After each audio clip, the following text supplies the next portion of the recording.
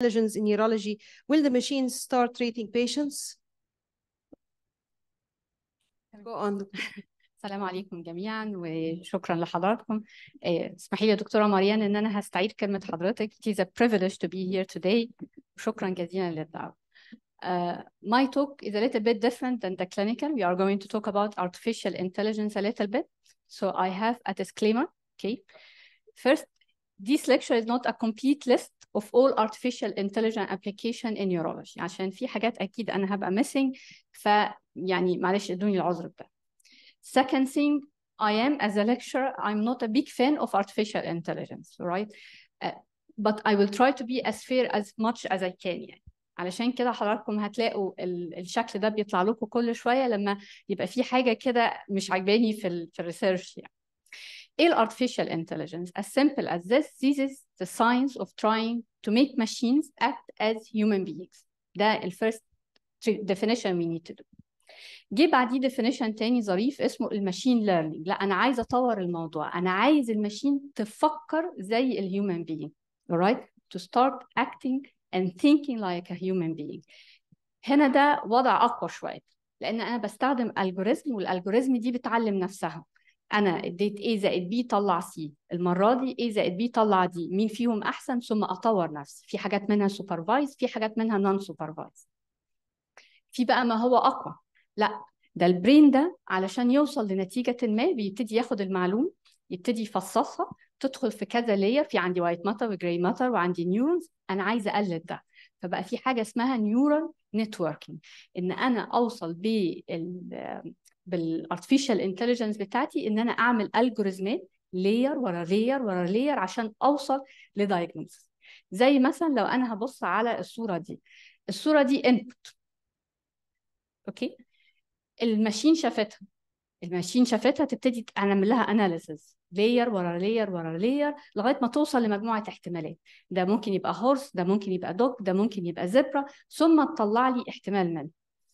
وبالتالي ده معناه النيورال نتورك دي تقدر انها تديتكت ليجن، تانلايز الليجن، تطلع لي ريبورت، توصل لي كمان انفورميشن وديفرنشال دايجنوز. زي ما حصل ده من اوائل الحاجات اللي حصلت، ان هم خدوا البيكتشرز بتاعت البيشنت with diabetic retinopathy، غزوا 75,000 بيكتشر لماشين، ثم علموها ازاي ان هي تبص عليهم، ثم الماشين بعد كده بجود بريدكشن قدرت انها تحدد الديجري بتاعتها. فده من اوائل الحاجات اللي تم استخدامها. طب وات اباوت نيورولوجي؟ في النيورولوجي احنا عندنا تو ابلكيشن. اولا زي ما حضراتكم اكيد شفتوا في اللي انا قلته لغايه دلوقتي، ان احنا العلاقه ميوتوال. الماشين عايزه تبقى زي نيورولوجيكال برين، بس النيورولوجيست مش عايزين يفقدوا الجزء الكلينيكال بتاعه. في عندنا جزئين، في عندنا جزء في الريسيرش، في عندنا جزء في الابلكيشن. الحقيقه انا بس هكلمكم عن حاجتين صغيرين. حاجه اسمها البلو برين. البلو برين ده ريسيرش في لوزان في سويسرا، بقاله اكتر من 10 سنين. الفكره بتاعته ان هم بيخلقوا المايس برين بس artificial، بيخلقوه على الكمبيوتر. اوكي، يشوفوا الكونكشن ما بين النيورونز والفاسكولار سيستم، يشوفوا الكونكشن بين الساينابسز، يشوفوا الحاجات دي كلها، ويشوفوا كمان الانتر اكشن بتاعهم، بحيث ان يبقى عندي سيميوليشن برين انا اقدر اديله انبوت فيطلع لي اوتبوت مختلف. في حاجه اقوى من كده الا وهي اسمها الكونكتوم. ده مشروع كبير، ده في اليونايتد ستيت 16 كومبوننتس من NIH متحدين مع بعض. بيعملوا ايه؟ بياخدوا النورمال برين، يعملوا له 3 تسلا MRI، 7 تسلا MRI، فانكشنال MRI، يوصلوا الحاجات ببعضها، بحيث ان انا كمان مش اعمل خريطه للبرين، انا عايز اعمل خريطه للفانكشن بتاعه البرين. العيان وهو جوه ارفع ايدك، فلما يرفع ايده ده يبان على MRI، فابتدي اعرف الكونكشن مع بعض عامله ازاي، فيبتدي يبان الاطلس الحقيقي بتاع البرين. دي حاجات في الريسيرش. اوكي، في الابلكيشن عندنا مجموعه كبيره جدا، عندنا في التيومر، في الابيليبسي، في الاندوفاسكولار الى اخره. بس الحاجتين اللي انا هتكلم عليهم النهارده هما النيورو ديفلوبمنتال ديس اوردر والابيليبسي. في الديفلوبمنتال ديزيزز هنا specifically يعني we are looking for الانتلكشوال ديس اوردر. تمام. We have mainly intellectual disorder, and these include mainly Down syndrome, Fragile X syndrome, الأوتيزم, cerebral palsy. The main idea in this is a startup in the childhood, which can cause deleterious effect later on in the adulthood. إيه الفكرة من artificial intelligence in this group of patients? The main aim is that we have a lot of information. يعني إحنا دلوقتي we have a lot of information جاية من clinical databases، جاية من imaging، جاية من psychological profile اللي عملناه لهم، جاية من genetic basis. What we need to do is that to integrate all of this, right, together through the machine in order to get a biomarker, to get a diagnosis, to get a classification. And this is what artificial intelligence is doing in developmental disorder. And I will give you an important example with autism. So in autism, we have a lot of data. We have patients who have had imaging, we have patients who have had EEGs, genetics, and so on. What they have tried to do, two things. It's either to subclassify the autistic patient according to genotypes or to phenotypes. And how this can help, we can see this. For example, after looking into a lot of databases, they have found that, for example, recurrent 16p microdeletion can and be associated with autistic features. So I will take this as a base and I start to build on it that there is a problem with these microdeletion. Maybe I can find a specific gene and a specific function defect for autism. And that may help later on in finding a treatment. Another way to look into it is if I have a lot of data about the patient, they have tried to do what's called a phenotypic classification. A large number, 13,000 individuals with autism. I start looking into these patients and start collecting their comorbidities, okay? And then they start subclassifying these patients according to the comorbidities they occur. And this is have three subclassifiers, three subgroups. One group, they had only seizures with autism. Other group had mainly GIT manifestation and autistic, ear problems with autism. And the third one, they had mainly psychological manifestation. What was strange in all of this is all these groups did have cardiac problems, all right? The main aim is not just the classification. The aim is actually to draw your attention towards something, maybe that will be the base for further research, okay? But this data we wouldn't have without the artificial intelligence helping us.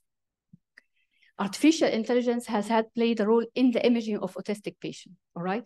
After comparing patients with autism with normal IQ patients, what they have found that they have alteration in their neurotransmitter, in their white matter, and their connectivity. And so again, this could act as a base for further research on this.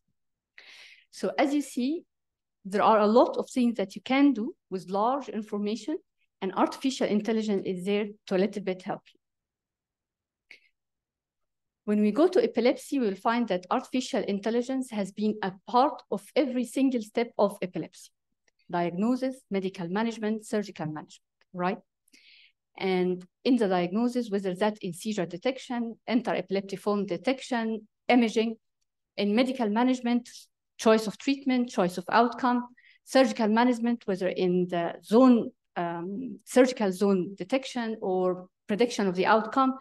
So every step of the epilepsy. That's why it's a very nice thing to look into how really artificial intelligence is working with epilepsy. Again, the idea is that we have a lot of big data. We can take these big data, summarize it, classify it, and then we start getting some results. Let's look into it part by part. So we'll look for seizure detection.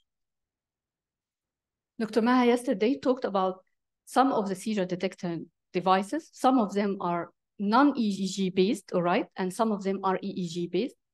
Why I'm needing seizure detector? Because maybe I would like to be warned about a generalized tonic-clonic seizure so I can protect my patient.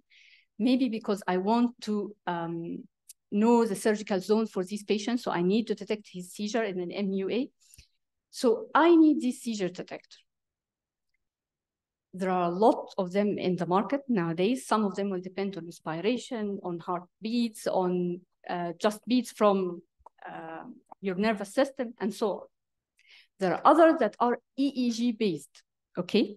So when a patient is put into a monitoring unit and he is connected to the EEG, what they have tried to do is that they try to predict if a seizure is going to happen or not. So that, again, they can look at it classify it, know the surgical zone, if they want to do anything, maybe even prevent the seizure, maybe prevent SUDEP, okay? And in this particular paper, what they have done is that they looked into the number of the spikes before a seizure, and then they collect these spikes, and when they reach a specific threshold, they start giving an alarm on the EEG. And so this can give you an idea that this patient is going to have the seizure. This is a number of the studies that looked into it. And as you see, the lowest one is the same paper, and it managed to detect seizure or predict seizure at least 25 minutes before it happens, which is a good time, actually. But this is me when I'm feeling something not very right. First of all, there are a lot of articles talking about this, but none of this is actually validated in the clinical world. None of this has had an approval from FDA or from a European Union or from anything to use and actually depend on it. Most of these things, whether they are EEG based or not, they are looking for generalized tonic-clonic seizure. We have a lot of other types of seizure. It will be great to have a seizure detector for myoclonic seizure to prevent the drops, for example, okay? So again, although we have these, it's not clinically used till now, okay?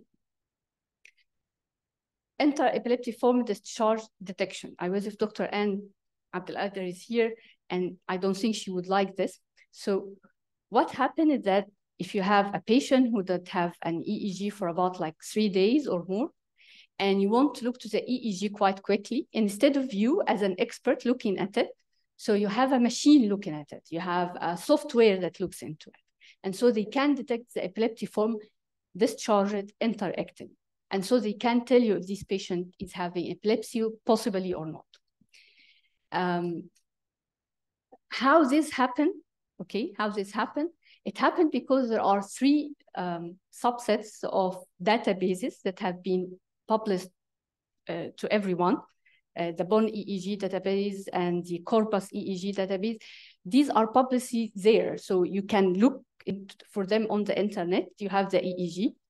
And then some people has developed software that start looking into the EEG discharges and start detecting the epileptiform discharges and start counting them.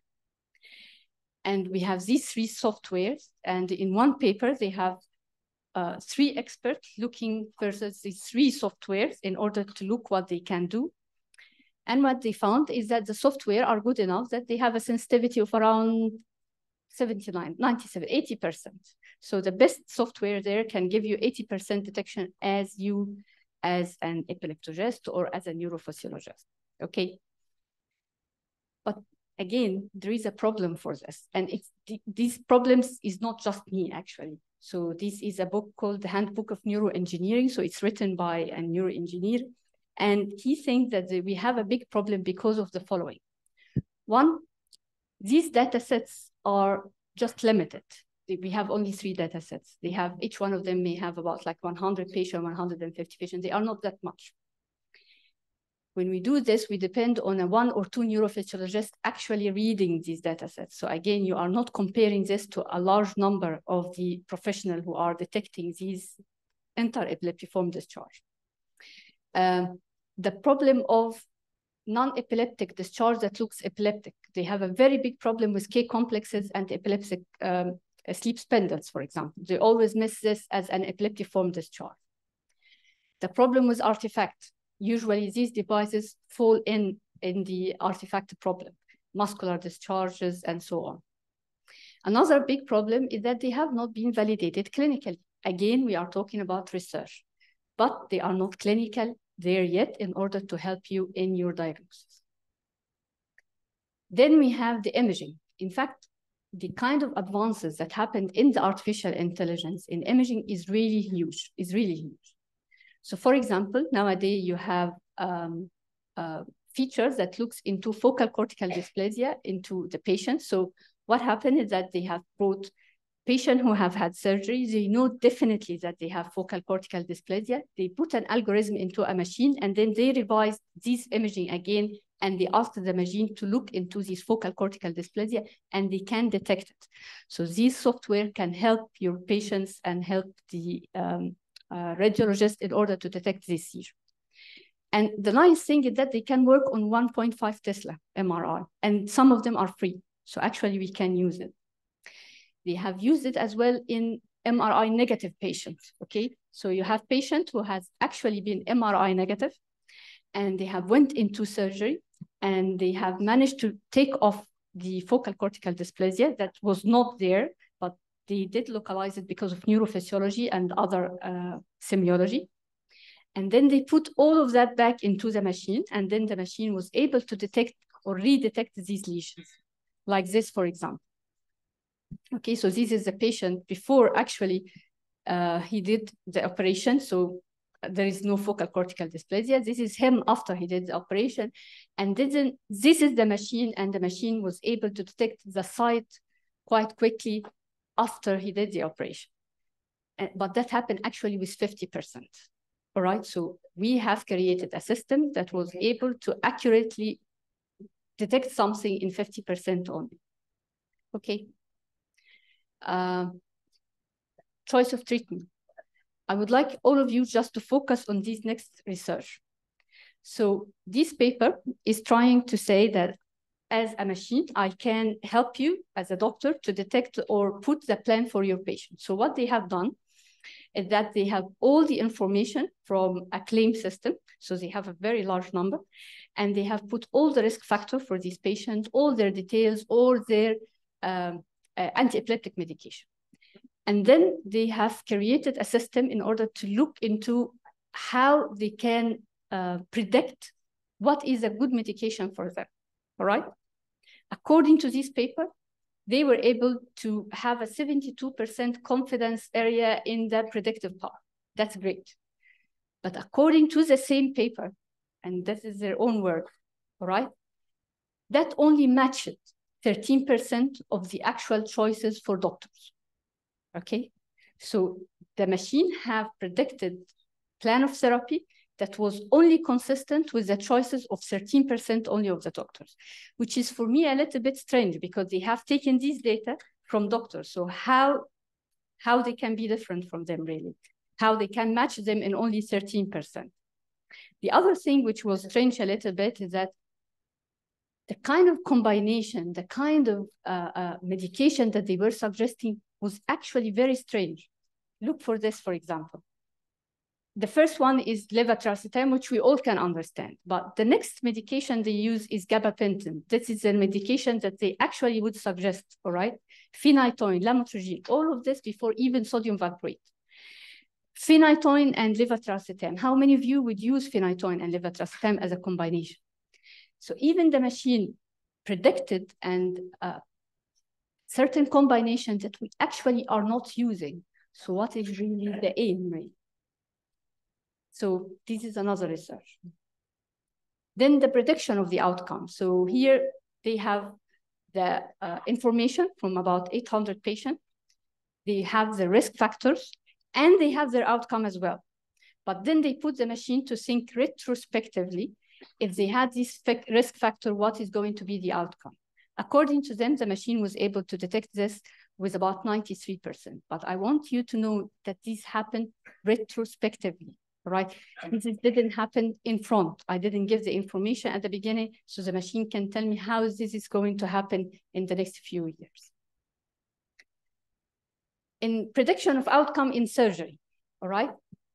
What they have used here is that they brought patients who have unilateral temporal lobe sclerosis that is on the MRI, and it is clear there that it is only unilateral and temporal sclerosis, and they have taken their information, given it to the machine, and tell them, what do you expect? Are these going to be seizure-free or not?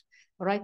May I ask you, if you are the one I'm giving you this information, I'm telling you that the focus is on the right temporal lobe, and if you take this, your patient is going to be seizure-free.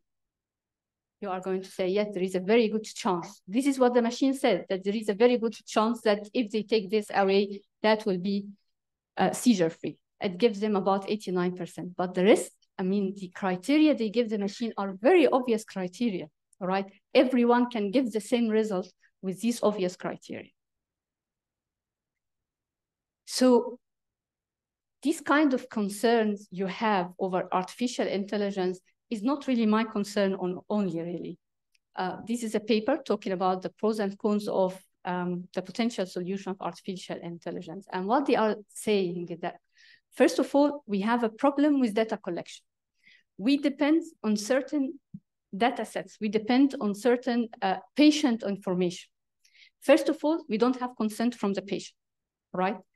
Second, the data sets that are given without the patient consent has a problem that cannot be used. So a little or limited number of hospitals are actually sharing because of the problem of patient consent.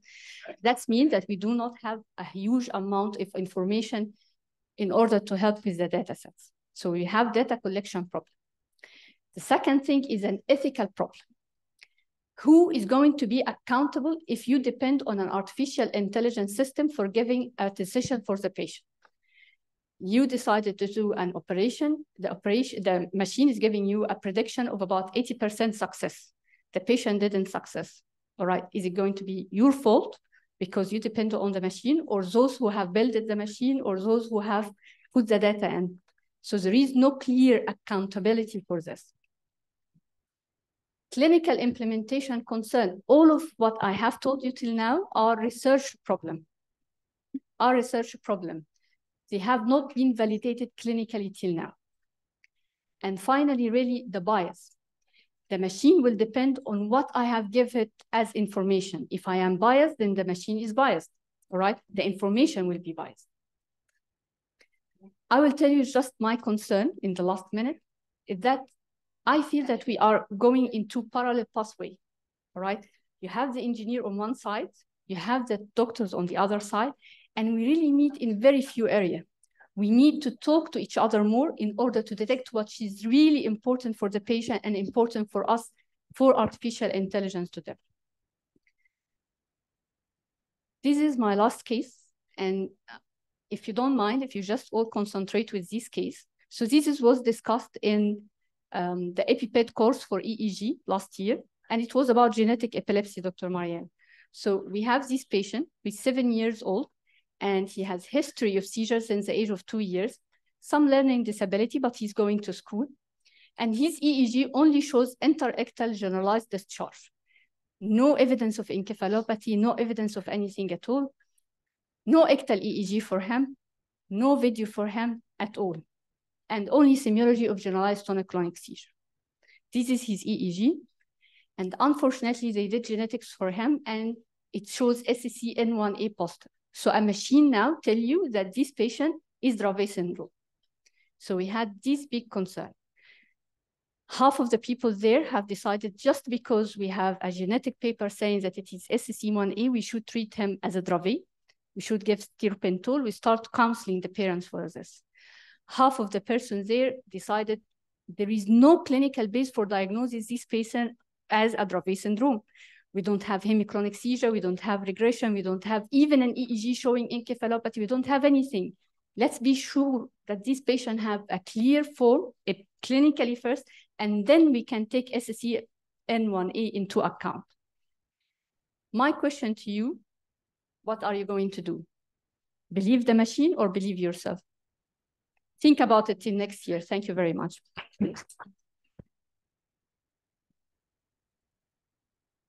Thank you very much. نأمل إن ده ما يحصلش في عهدنا، لأن كده الماشين هتقعدنا في بيوتنا كلنا. ننتقل إلى اللاست سبيكر ده من لايف كير. Role of Coltiba in delayed speech disorder.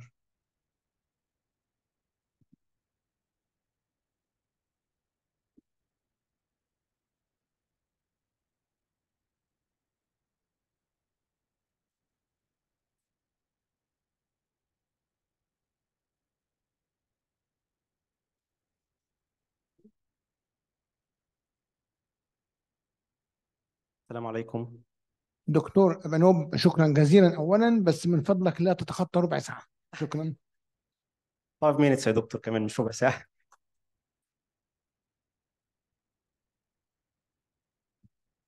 Good afternoon. I am Abanoub Abed, product manager شركة Life Care. We are going to talk about Coltiba. Caltiva with its unique combination. Yes, I mean this. I do mean unique combination because this combination is doing perfect synergism for maximum effect.